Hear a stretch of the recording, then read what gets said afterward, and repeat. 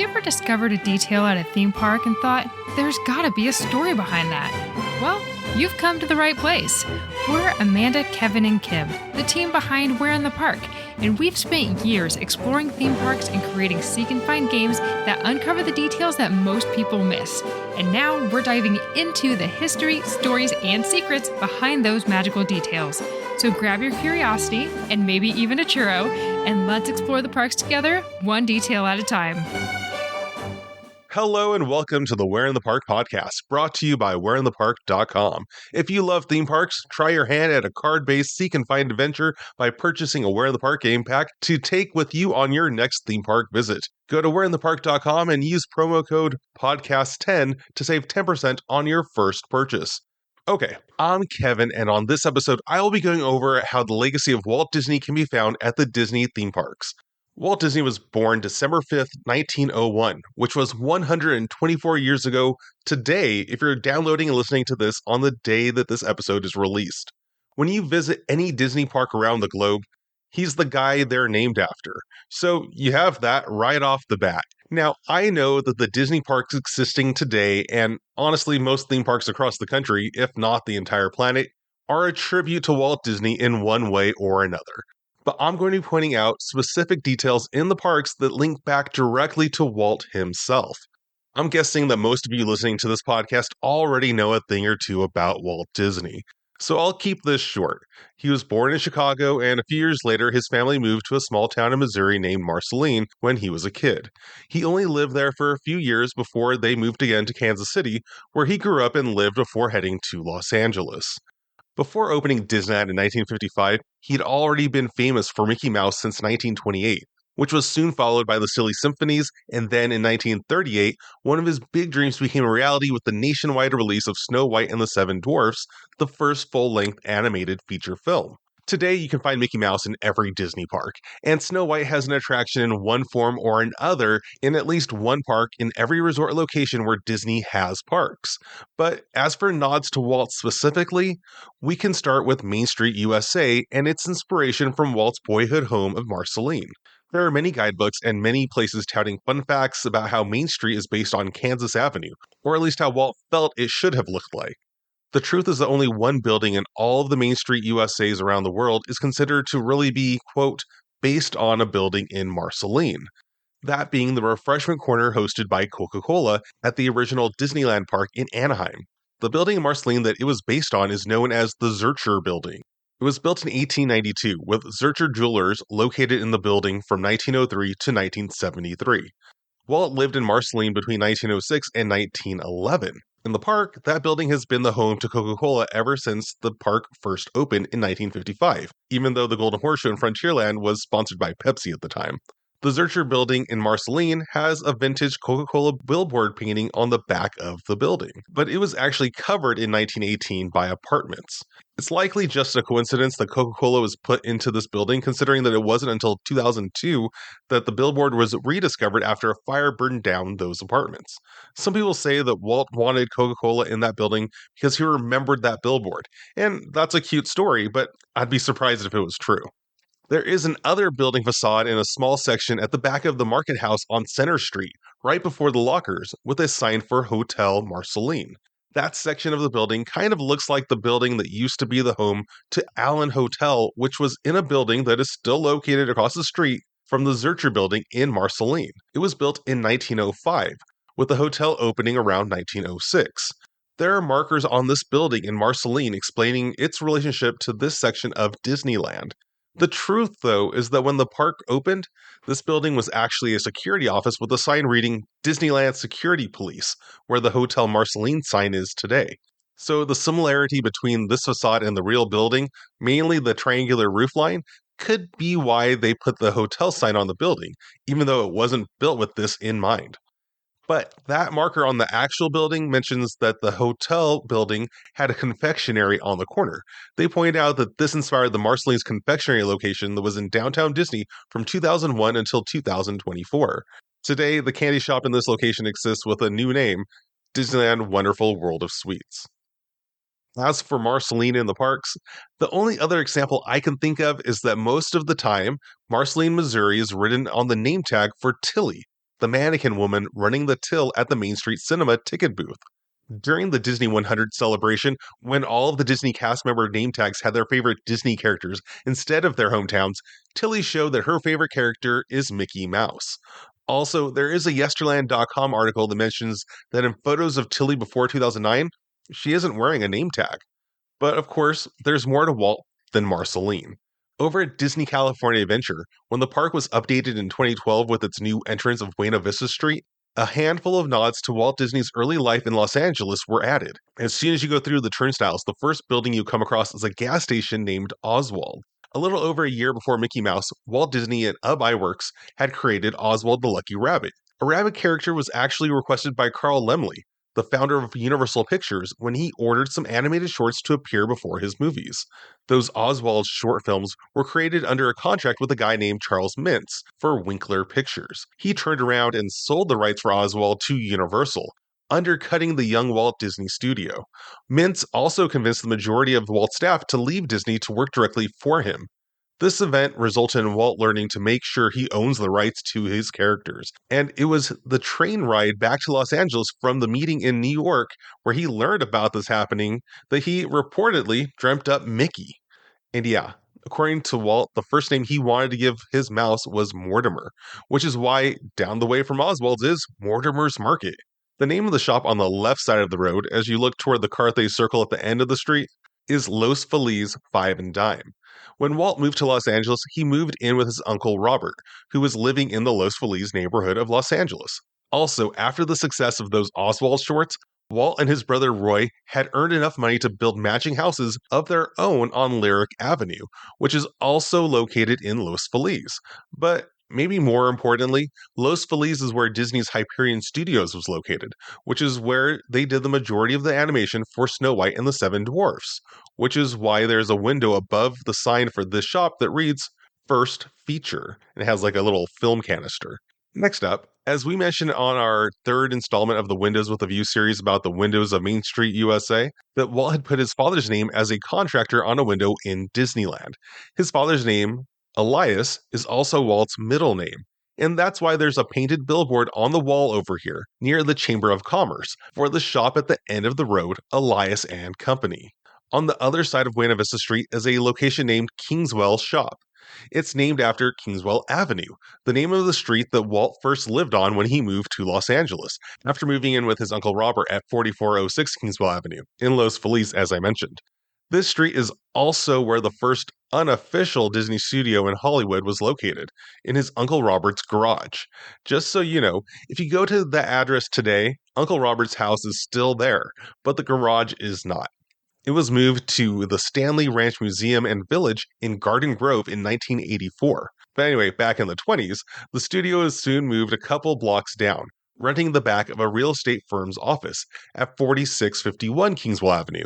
And after they made some money with their Alice comedies, they moved next door to 4649 Kingswell.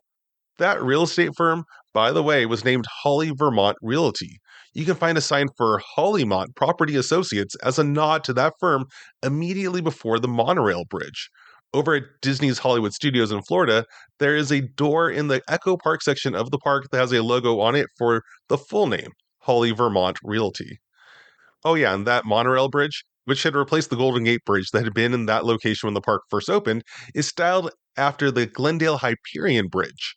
That bridge was completed in 1929, connecting Los Feliz and Silver Lake with Atwater Village by spanning across the 5 freeway and the Los Angeles River.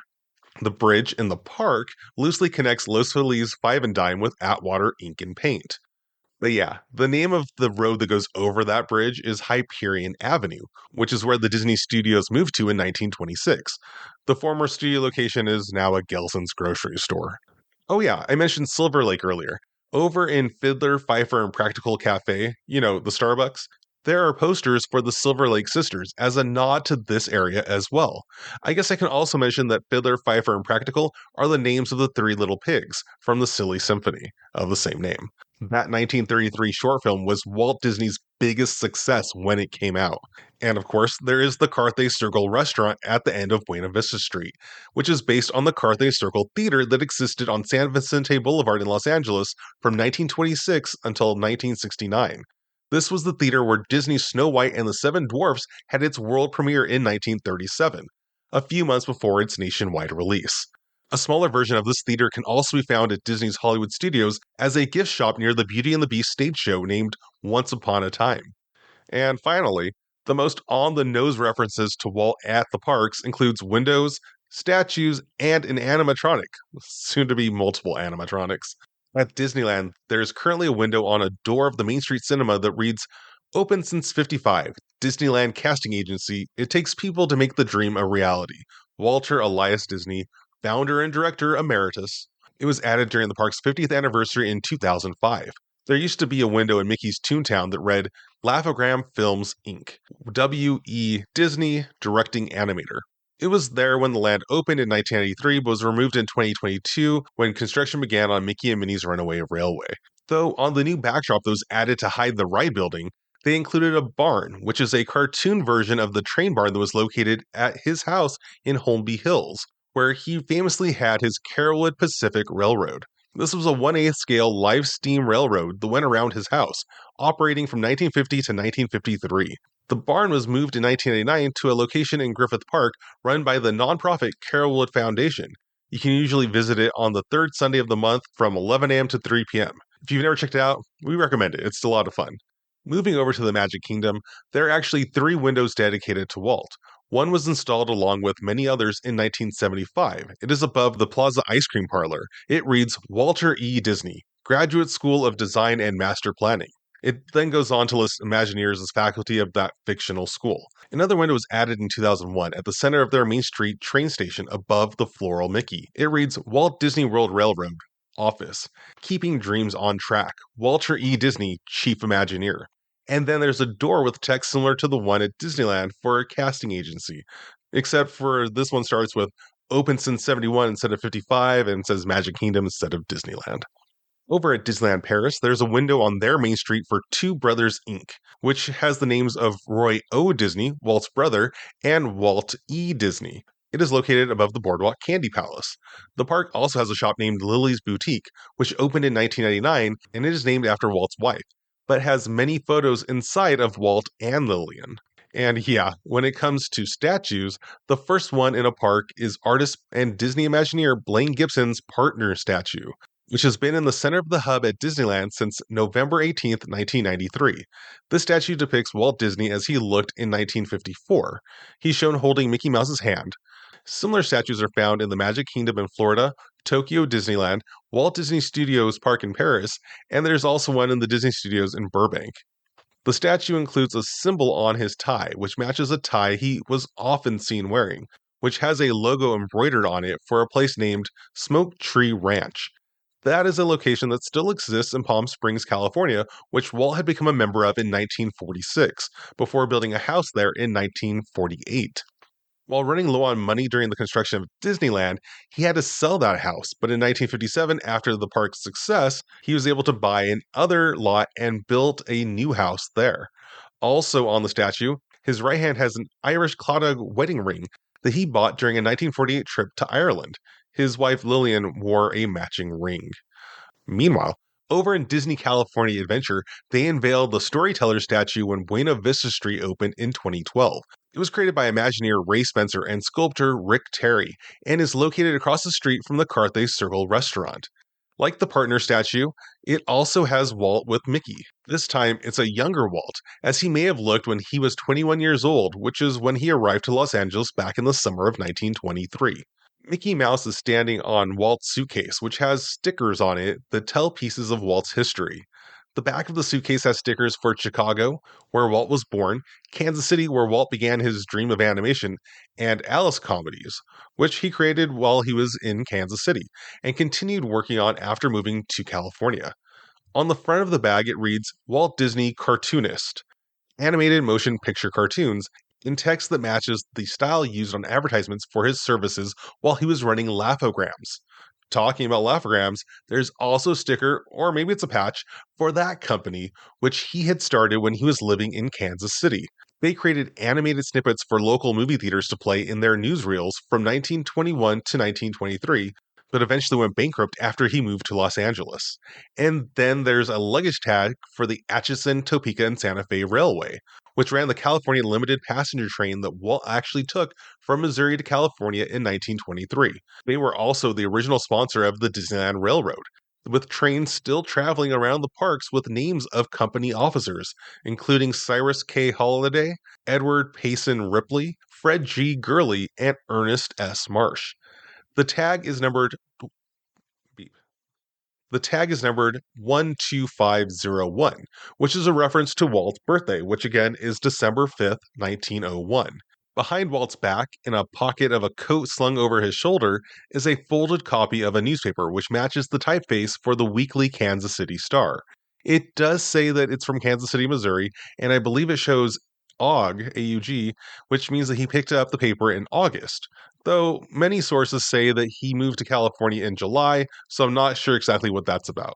Either way, it looks like the headline is about President Calvin Coolidge, who took over as president on August 2nd, 1923. Mickey, meanwhile, has a smaller bag with Los Angeles and Kansas City stickers on it, as well as a luggage tag, also from the Atchison, Topeka, and Santa Fe, but his tag is number 111828. Which matches the date when Steamboat Willie was released and was settled on as Mickey Mouse's official birthday, November 18th, 1928, by Disney archivist Dave Smith. And yeah, one last fun detail. If you look at the bottom of Walt's shoe on this statue, it reads genuine leather, but also on the heel of the shoe it's stamped Marceline. Replicas of this statue are found in Tokyo Disney Sea and Shanghai Disneyland. And yeah, over in Hong Kong Disneyland, they have their own bronze statue of Walt and Mickey named Dreammakers. This work of art depicts Walt sitting on a park bench facing that park's carousel. This is a reference to Walt's story of coming up with Disneyland while sitting on a bench facing the Griffith Park merry-go-round in Los Angeles while his daughters were riding it. He wanted for there to be a place where parents and children could have fun together. The statue depicts Walt gesturing toward the carousel with one hand, appearing to be in the middle of telling a story, while Mickey looks at him. The tie he is wearing here also has the Smoke Tree Ranch logo on it. This statue was created by Walt Disney Imagineering as well, including Scott Goddard, Patrick Simmons, and Irma Yazzie. If you haven't seen it, I encourage you to visit our Where in the Park podcast blog at whereinthepark.com/podcast. Find the entry for this episode where we have included a photo of the statue and a link to get more information from the Disney Parks blog. Go check it out. And the final Walt statue at a Disney park was added to Epcot at the end of 2023, Walt the Dreamer, which was installed in the then newly renamed Dreamers Point in the World Celebration neighborhood. This statue, like the Hong Kong version, depicts an older Walt Disney sitting down. In the Epcot statue, he is sitting with his fingers crossed, staring forward with a smile. Imagineer Scott Goddard also designed the statue. And well, that brings us to the animatronic unveiled at Disneyland on July 17th of this year, 2025, in a show at the Opera House named Walt Disney: A Magic Life. The only Imagineers that I could find associated with this show are Tom Fitzgerald, the Senior Creative Executive of Imagineering, and Jeff Shaver-Moskowitz, Vice President and Portfolio Executive Creative Producer. Fitzgerald referred to the animatronic as, quote, the most lifelike figure Imagineering has ever created. And if you watch the show, it tells an interesting story about Walt Disney and his view of his role at the Disney company. I encourage everyone to give it a watch when they visit the park. It was announced at Destination D23 a few months ago that a second animatronic of Walt will be added to the Carousel of Progress at Walt Disney World's Magic Kingdom Park. We'll have to wait and see how that goes. And well, besides the One Man's Dream show and exhibit that is sometimes available at Disney's Hollywood Studios, which is essentially a museum all about Walt, well, that about wraps up everything we have found that directly references Walt Disney.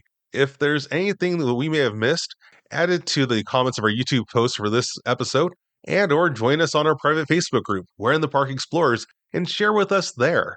We hope you had a good time today and maybe even learned something new. If you enjoyed the show, please leave a 5-star rating on Apple Podcasts and Spotify. It would really be doing us a solid. All right, and with that, this is Kevin signing off from the Where in the Park podcast. Until next time, we'll see you somewhere in the park.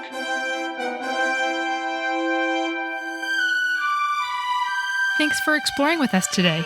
If you're ready to take your park experience to the next level, check out Where in the Park games. They're self-paced, seek-and-find adventures designed for you to experience the park in a whole new way. Whether you're visiting for a birthday, a family gathering, date night, or even a solo trip, you'll be searching up high and down low for the details found in the park's theming.